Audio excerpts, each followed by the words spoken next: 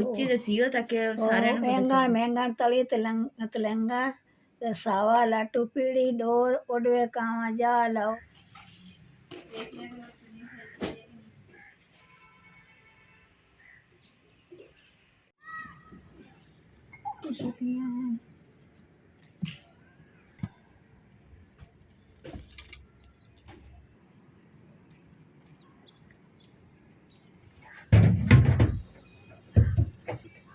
ਰਹੀਮ अस्सलाम वालेकुम ਕੀ ਹਾਲ ਚਾਲ ਹੈ ਮੇਰੇ YouTube ਫੈਮਿਲੀ ਦਾ। ਤੇ ਅੱਜ ਦਾ ਵਲੌਗ ਜਿਹੜਾ ਬਹੁਤ ਹੀ ਇੰਟਰਸਟਿੰਗ ਹੋਣ ਵਾਲਾ ਤੇ ਤੁਸੀਂ ਪੂਰਾ ਵਲੌਗ ਜਿਹੜਾ ਨਾ ਵਾਚ ਕਰਨਾ ਵਾ। ਤੇ ਜਿੱਦਾਂ ਤੁਸੀਂ ਅੱਗੇ ਸਪੋਰਟ ਕੀਤੀ ਇਸੇ ਤਰੀਕੇ ਨਾਲ ਸਾਨੂੰ ਅੱਗੇ ਹੁਣ ਵੀ ਸਪੋਰਟ ਕਰਨੀ ਹੈ। ਤੇ ਸਵੇਰ ਦਾ ਟਾਈਮ ਹੈ ਤੇ ਮੈਂ ਕਿਹਾ ਚੱਲ ਦਿਨ ਨਾ ਦੂਸਰਾ ਆਟਾ ਗੁੰਨ ਲੈਂਦੀ ਹਾਂ। ਅੱਜ ਜਿਹੜਾ ਨਾ ਅਸੀਂ ਨਾਸ਼ਤਾ ਜਿਹੜਾ ਥਾਪੀਆਂ ਦਾ ਬਣਾਵਾਂਗੇ ਕਿਉਂਕਿ ਲੱਕੜਾਂ ਤੇ ਹੈ ਨਹੀਂ। ਲੱਕੜਾਂ ਦੀ ਜਗ੍ਹਾ ਤੇ ਅਸੀਂ ਥਾਪੀਆਂ ਸੁੱਕੀਆਂ ਮੰਗਵਾਈਆਂ ਤੇ ਹੁਣ ਸੁੱਕੀਆਂ ਥਾਪੀਆਂ ਦੇ ਦੇਖਿਓ ਕਿੰਨੀ ਸੋਹਣੀ ਰੋਟੀ ਬਣੀ।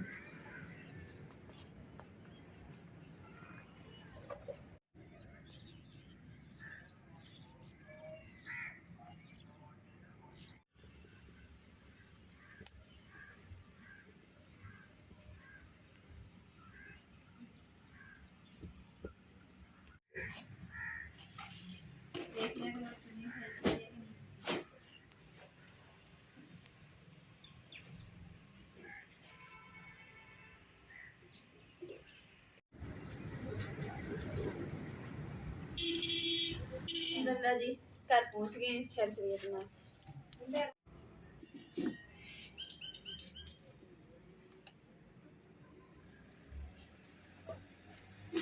सुबह का ना नाश्ता किया तो उस बाद मेरी तबीयत खराब हो गई तो जाके ना डॉक्टर को चेकअप कराने गए तो हम शाम हो गई दिन इदा ही मतलब कि ना सर्दियों के छोटे छोटे होंगे पता ही नहीं चलता चला जाता। तो दूसरा सवाह भी उद्दे चुल्हे की पई है तो ना सफाई वगैरह भी उद्दी करने वाली है। तो जेडे काम होंगे तो हुण मैं क्या चल चुल्हे की सवाह कर लैनी तो कढ़ाई थापियां पईयां सी थापियां भी जड़ियां सारियां बाहर पईयां वा ते खुदा जेड़ा ना इधर खाली करके ना साफ करके ते थापियां जेड़ी विच जोड़ देने नहीं तो ट्रेल च खराब हो जानी जो गिलिया हो गया इसलिए फिर वो सारी फैल जानी जिवें गोया हुंदा उस तरीके नाल बन जानी।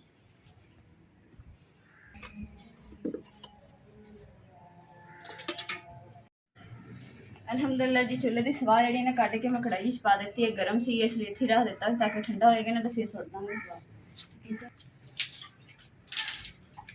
मिट्टी उड़ती पई सी पहले तो उद्दी मैं पानी छंका तो बगैर ही सफाई कर दी है। तो अज मिट्टी उड्डन दी मैं चलो पानी छंका के ना सही कर दी ताकि धुदल जी ना उड़ेगी नहीं तो फिर गद्दा खड़ा हुआ नाल चार पाई सारी भर जानी मिट्टी।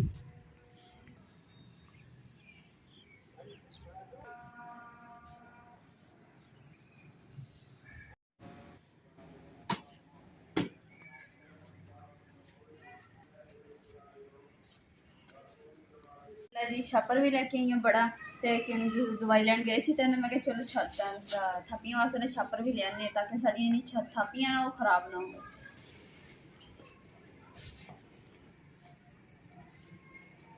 जी उधरले सैन च भी इधरले सैन च भी ना सफाई वगैरह कर ली है तो हम इन्ना कि हिस्सा ना रह गया क्योंकि गट्टू इतने पे है खुडा खाली करते हैं तो थापियां जी जोड़ते कुछ गट्टू इतने जोड़ांगे।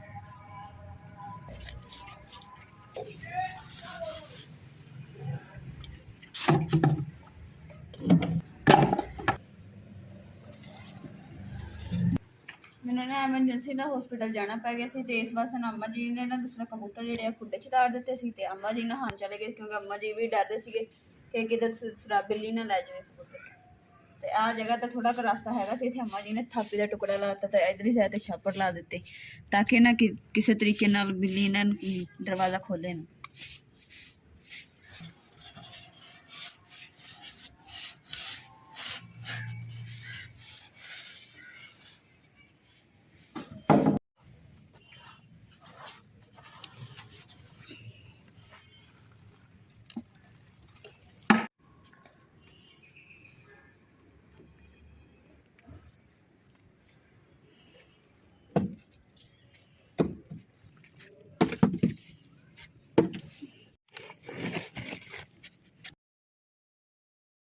खुडे के उपर पईयां सी थापियां भी सारियां खुडे दे विच आ गईयां ते एक गट्टू भी खाली करता दूसरा गट्टू जेडे भी खाली होने वाला वा।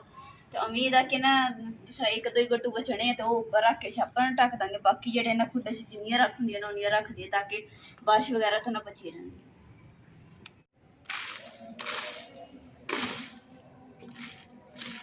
ਜਿਹੜੀਆਂ ਉਹ ਵੀ ਤਾਂ ਜੁੜ ਗਈਆਂ ਖੁੱਡੇ ਦੇ ਵਿੱਚ, ਤੇ ਬਾਕੀ ਜਿਹੜਾ ਉੱਪਰ ਛੱਤ ਜਿਹੜੀ ਹੈ ਨਾ ਖੁੱਡੇ ਦੀ ਉਹ ਸਫਾਈ ਵਗੈਰਾ ਕਰ ਲਈਏ, ਤੇ ਇੱਧਰ ਦਾ ਸੀਨ ਵੀ ਹੋ ਗਿਆ ਸਫਾਈ। ਤੇ ਜਿਹੜੇ ਗੱਟੂ ਖਾਲੀ ਹੋਏ ਨਾ ਇਹ ਹੁਣ ਦੁਬਾਰਾ ਇਸਤੇਮਾਲ ਹੋ ਜਾਣੇ, ਤੈਅ ਲਾ ਕੇ ਰੱਖ ਲੈਂਦੇ ਆ।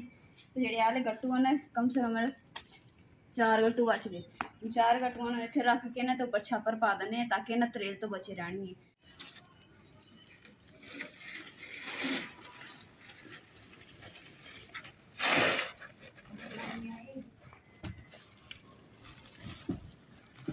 मैं तो अम्मा जी मिल के ना दूसरा बोरियां जड़ियां ऊपर रखन दे खुडे ते, क्योंकि इतने भारियां वा ये ते रल के चुकांगे ना तो नाले आसानी नहीं चुकी जाएगी।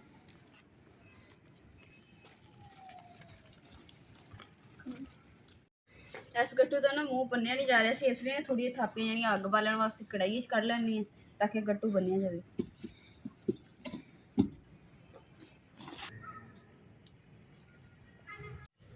माशाअल्लाह जी साढ़े घर मेहमान भी आए, अल्लाह ताला दी रहमत आई है। तो नाले ने असीं कि काम जिहड़ा ना खत्म करके मिट्टी वाला हथ पैर इहदा लिबड़े पे ते जिहड़ा फ्रेम है ना ये चुक के जिथे अगे मंजी वाला फ्रेम पे ना उत्थे रख दिंदे ताकि इत्थे बुरा लगन दी।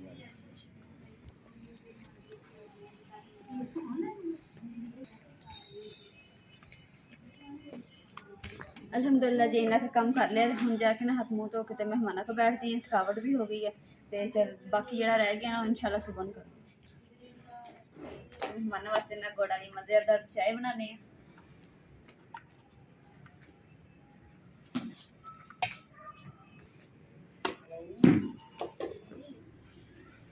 अल्हम्दुलिल्लाह जी मेहमान आए हुए सी ना तो उन्होंने रौनक लग गई, तो नाले चाय शाय पिलाई मेहमानों नूं। ते नज़दीक ही आए सी मेहमान हो के ते चले गए। तो जो काम जोड़ा सी ना रखा है मैं कि सुबह को करूँगी, तो वो भी मैं जोड़ा ना काम नबेड़ लिया वा। सफाई वगैरह की ना तो दूसरा टायर के उपर मिट्टी पै गई। अम्मा जी कहते कहना चलो मैं ना साफ सुथरा कर देनी है, डस्टिंग कर देनी है। तो अम्मा जी हुण ना उपर टायर की मिट्टी जी वो साफ कर रहे। बचपन इदा टायर ना खेली दा बड़ा मजा आता सी। मैं तो हुण अम्मा जी न्याणे बन गए। अम्मा जी मजा आ रहा। अम्मा जी जैसे छोटे होंगे सी ना उदो इदा करीदा सी, सोटी ऐ मारी दी सी, इंज इंज रेड़ के नाल नाल भजी जाईदा सी। हाँ सोटे नाल खेलते हैं पिछे आ जा। अम्मा जी मैं इधर अम्मा जी मेरी बस हो गई, मैं थक गई, मेरी साह फुल गया। हुण इन्हूं खड़ा कर दिंदे आपां। अम्मा जी दा दिल नहीं भरिया, अम्मा जी कहंदे हजे होर खेलना। किथे अम्मा जी हुण इत्थे खड़ा कर दो। अम्मा जी रेड़ के लाई ना सी।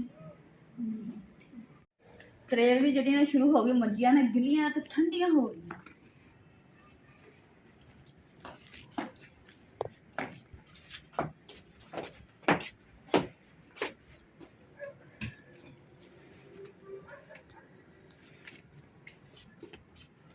नहीं अंदर वालों की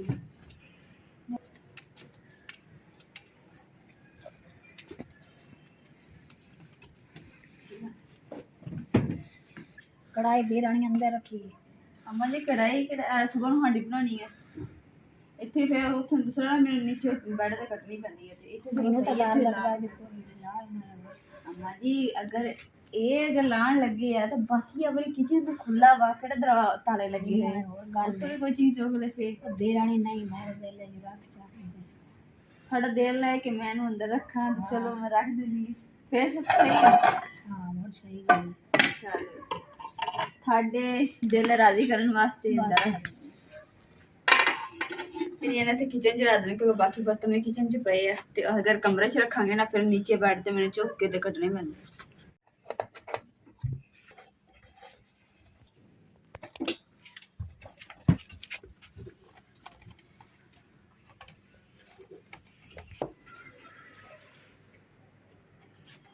जो मेहमान आए ना मकान दे घर देखने वास्ते ते मिलन लिए आए सी, तो उन्होंने ना कहा कि ना अपना यस पुंज खेलते हैं। तो बाकी ने कुछ ने किया, मेहमान कहते कि नहीं भी बस आप इदा बैठ के ना गपशप लगा के तो चलते हैं। तो अम्मा जी ना जो मेहमान चले गए फिर अम्मा जी ने पूछा यसु पंजू की होंदा वा। मैं अम्मा जी यसु पंजू जो खेलीदा ना तो एक दूसरे ते ना चिंडा मारी दी हाथ से खीदे लाल कर दी। अम्मा जी कहते कि आप खेलीए। तो अम्मा जी ना हुण गए वाशरूम। तो अम्मा जी जो आते हैं ना तो फिर बैठ के नाल ना यसु पंज खेल लेंगे।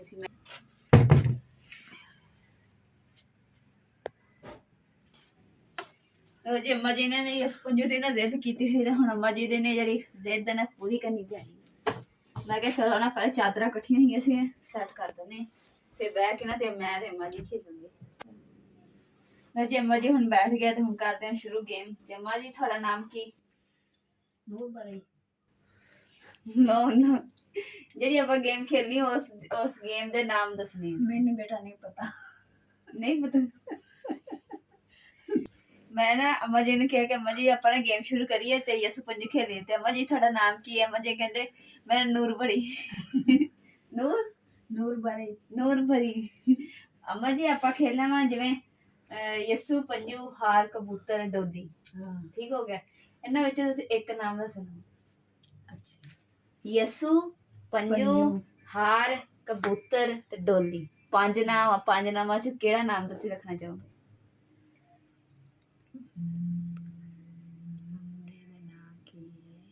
ਚਲ ਕਰੀਏ ਸ਼ੁਰੂ। ਕਰੀਏ। ਰੱਖਣੀ ਜਦੋਂ ਆਪਾਂ ਦਾ ਇਕੱਠੇ ਹੱਥ ਨੀਚੇ ਰੱਖਣਾ ਨਾ, ਜਿੰਨੀਆਂ ਉਂਗਲੀਆਂ ਰੱਖਤੀਆਂ ਬਾਅਦ ਚ ਏਦਾਂ ਨਹੀਂ ਕਰਨੀ ਹੈਗੀ।